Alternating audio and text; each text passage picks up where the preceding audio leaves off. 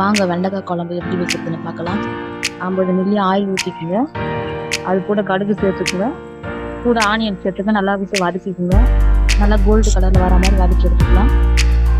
Onion வந்து நல்லா எண்ணெயிலேயே நல்லா வதங்கி வந்தால் தான் குழம்பு கொஞ்சம் ருசியாக இருக்கும். நல்லா மிக்ஸ் பண்ணி நல்லா வதங்கி வர அளவுக்கு நல்லா வதக்கி விட்டுருங்க. அது கூட 1 ஸ்பூன் மஞ்சள்தூள் வந்து ஆட் பண்ணிக்கோங்க. ஆட் பண்ணி நல்லா மிக்ஸ் பண்ணி விட்டுருங்க.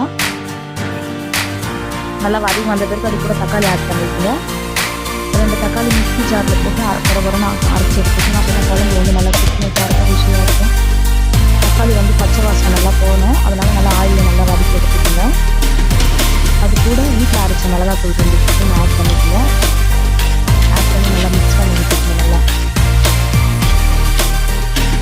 நல்லா கட்டியாக வர மாதிரி நல்லா மிக்ஸ் பண்ணி விட்டுக்கோங்க. வெண்டைக்காயை வந்து கட் பண்ணி வதக்கி ஒரு பாத்திரத்தில் வச்சுக்கணும் தனியாக. அந்த வதக்கி வச்ச வெண்டைக்காயை வந்து இதில் ஆட் பண்ணிக்கலாம். நல்லா மிக்ஸ் பண்ணி நல்லா வந்த பிறகு அதை கொட்டிக்கலாம்.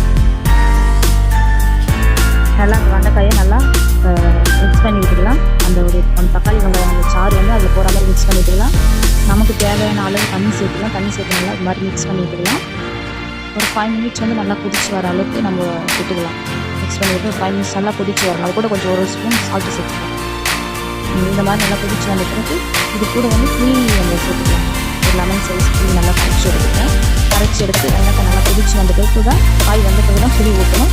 எவ்வளோ தேவையான புளி அதில் ஊற்றி அதை ஒரு 3 மினிட்ஸ் நல்லா கொதிக்க வச்சு இந்த மாதிரி நல்லா கட்டியாக கொதிச்சு வர மாதிரி எடுத்துப்போம். இந்த மாதிரி வெண்டைக்காய் குழம்பு சிம்பிளாக செஞ்சு சாப்பிட்டு பாருங்கள். அவ்வளோ அருமையாக இருக்கும், சாப்பிட ருசியாகவும் இருக்கும்.